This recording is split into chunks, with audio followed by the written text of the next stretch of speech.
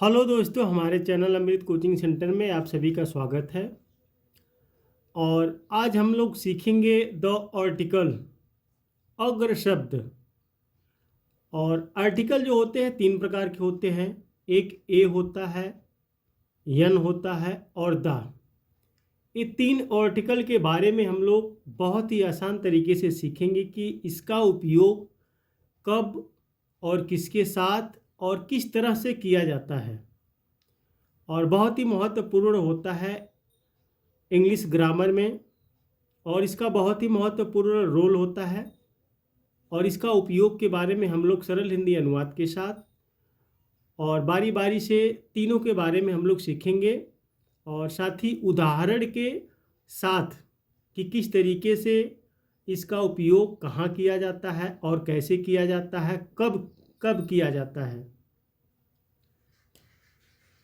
तो the article यानी अग्र शब्द, जिसको हम अग्र शब्द बोलते हैं। अग्र शब्द का मतलब किसी शब्द से पहले जो आता है, किसी शब्द से पहले उपयोग होता है। तो यहाँ पे ए, यन और द शब्द आर्टिकल कहलाते हैं। इनमें से ए और यन को इनडिफाइनेट आर्टिकल्स कहते हैं, जिनका प्रयोग किसी अनिश्चित चीज़ से पहले होता है। यानी इसका जो ए और यन का उपयोग किसी अनिश्चित चीज़ के लिए होता है, वह निश्चित नहीं होता है। और द को डिफाइनिट आर्टिकल कहते हैं, जिसे निश्चित चीज़ से पहले प्रयोग किया जाता है। यानी उसका जो द का उपयोग होता है वह एक निश्चित चीज़ होती है। आर्टिकल ए, यन, द को डिटरमिनर भी कहते हैं। तो इस प्रकार से हम बारी बारी सीखेंगे। पहले सीखेंगे ए का प्रयोग, यानी ए का प्रयोग किस तरह से होता है, कब होता है और कैसे होता है। तो यहाँ पे दिया गया आर्टिकल ए का प्रयोग उन नाउन या संज्ञाओं, नाउन्स का मतलब होता है संज्ञा, यानी नाउन्स है तो संज्ञाओं के साथ किया जाता है जो कंसोनेंट यानी व्यंजन से शुरू होते हैं, जैसे a man, a boy, a table, a dog, a king. तो जैसे अंग्रेजी लेटर्स यानी अंग्रेजी जो वर्ड है उसमें 26 होते हैं, उसमें से 5 तो होते हैं वोवल्स और 21 होते हैं कंसोनेंट। तो जो इससे शुरुआत देखिए यहाँ पे a man, a boy, a table, a dog, a king. तो नियम 2 में है आर्टिकल ए का प्रयोग उन नाउन्स संज्ञाओं के साथ किया जाता है जो वोवल्स यानी स्वर्स ए, ई, आई, ओ, यू से शुरू होते हैं, किंतु उनका उच्चारण व्यंजन जैसा होता है। यानी अब इसका उपयोग ए के मतलब इससे पहले ए आता है, लेकिन जिसका उच्चारण जब हम बोलते हैं उसका उच्चारण व्यंजन से हो तो ए का ही इस्तेमाल करते हैं हम लोग।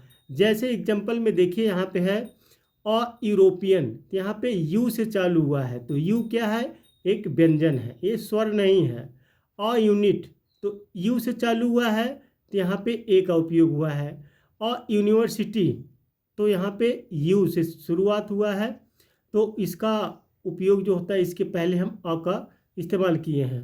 उपर्युक्त शब्द ई और यू से शुरू हुए हैं जो वोवल हैं, किंतु उनका उच्चारण या से होता है। यानी वोवल से हुआ है, शुरुआत तो इसका वोवल से हुआ है, लेकिन इसका जो उच्चारण जो हम बोलते हैं यूरोपियन, यू से चालू हुआ है, यू से चालू हुआ यूनिट, यूनिवर्सिटी, तो इसके पहले हम क्या करेंगे, ए का इस्तेमाल करेंगे।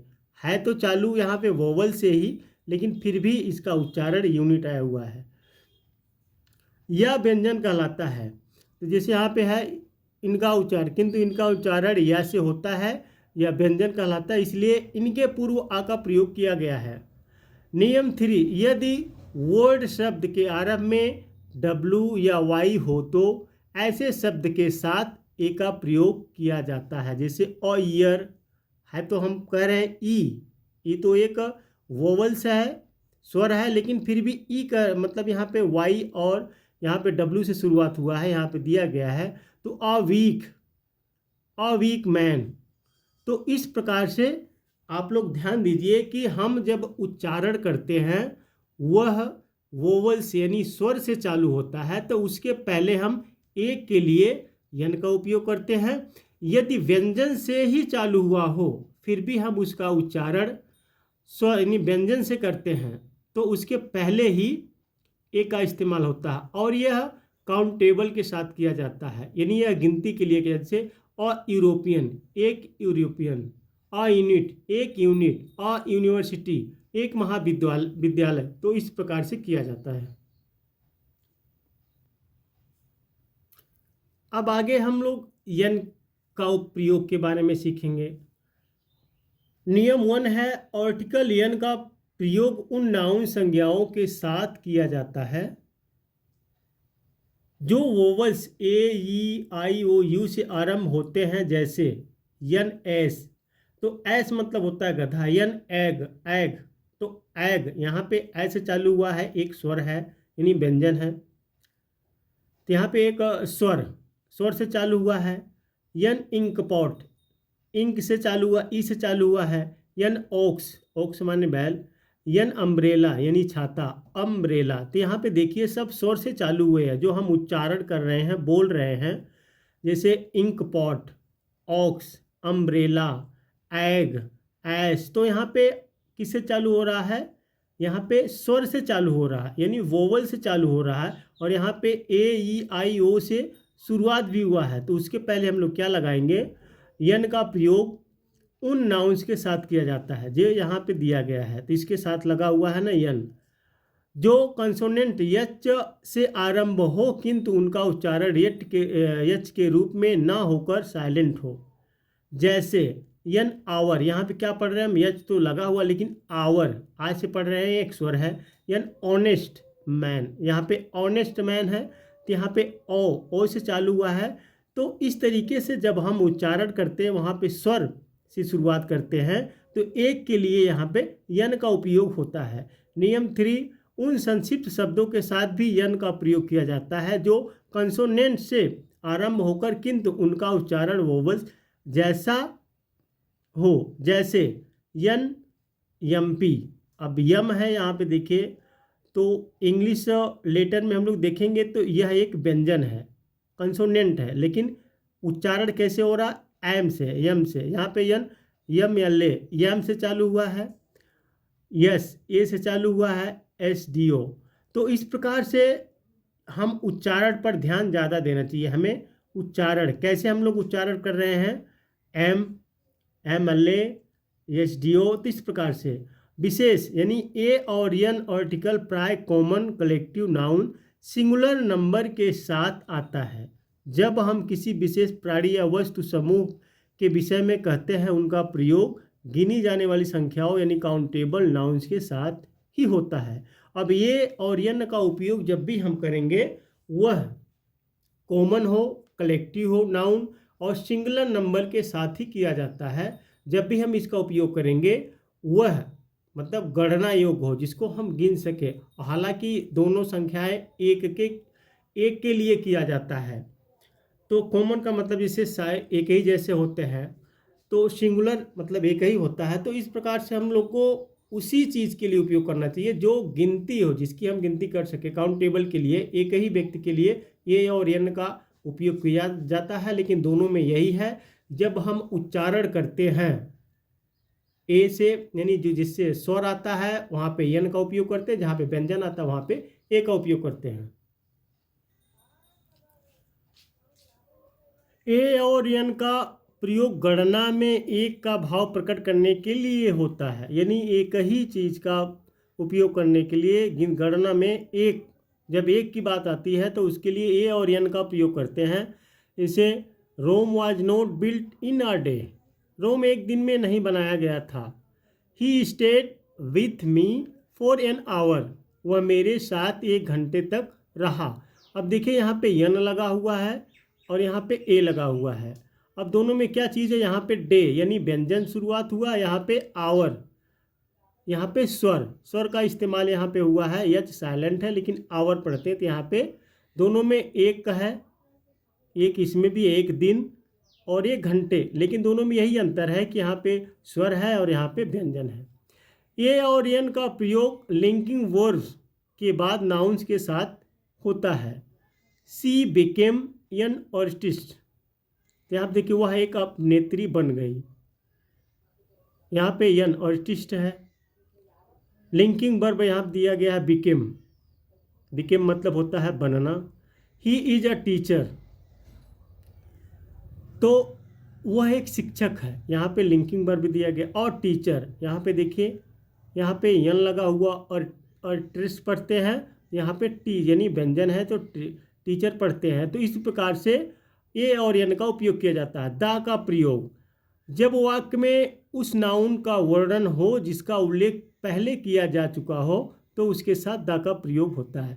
यानी जिसको हम पहले से जानते हैं उसके बारे में दोबारा उसकी विशेषता उसके बारे में बताते हैं तो दा का उपयोग होता है। जैसे I saw a girl, the girl was beautiful, मैंने एक लड़की देखी, फिर उसी के बारे में, लड़की तो देखी लेकिन उसके बारे में हम बता रहे हैं लड़की सुंदर थी।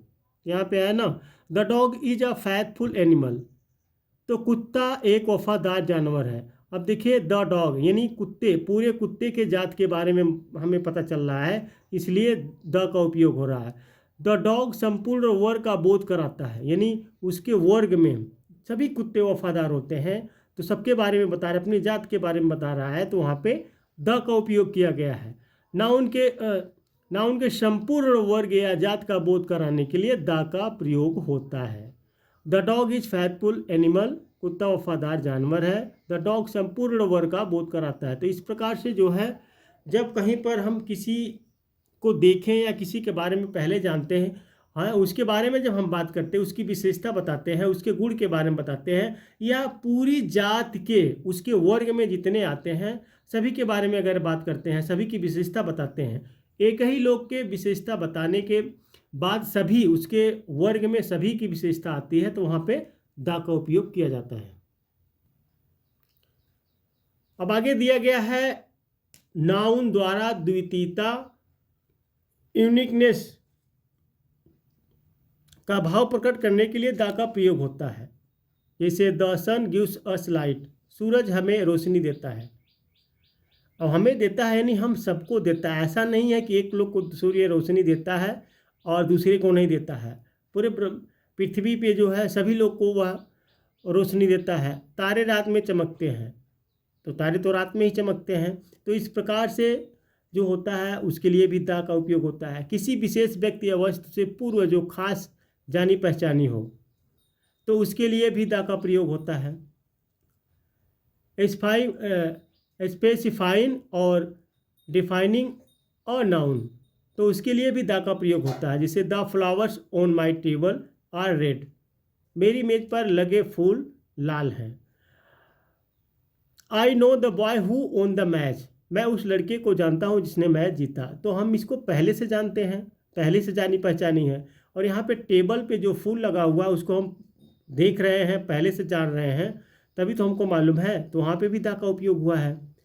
एडजेक्टिव की सुपरलेटिव डिग्री के साथ द का प्रयोग होता है। जो एडजेक्टिव होता है, अगर एडजेक्टिव 3 होते हैं, एक पॉजिटिव होता है और यहाँ पे देखिए सुपरलेटिव डिग्री यानी तीसरी होती है, और दूसरी कौन सी होती है, कंपैरेटिव, जब हम किसी की तुलना करते हैं, जैसे राम मोहन से अच्छा है, तो यहाँ पे सुपरलेटिव डिग्री वो होती है जो सबसे हो।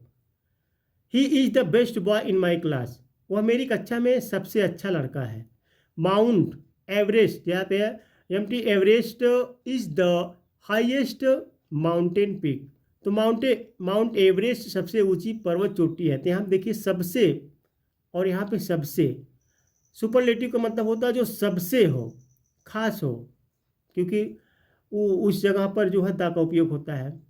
नदियाँ, अब देखिए नदियों, समुद्रों, पर्वतों, द्वीपों और खाड़ियों के नाम के साथ द का प्रयोग होता है। जैसे the Ganga, the Indian ocean, the Himalayas, the bay of Bengal, Bengal की खाड़ी, द रेड सी, लाल समुद्र, लाल सागर भी जिसको बोलते हैं, द एडमंस। तो इस प्रकार से जो है जो नामी जगह हो, नामी स्थल हो, ग्रंथों में भी आते हैं, तो ये सब चीज़ों के लिए हम द का उपयोग करते हैं।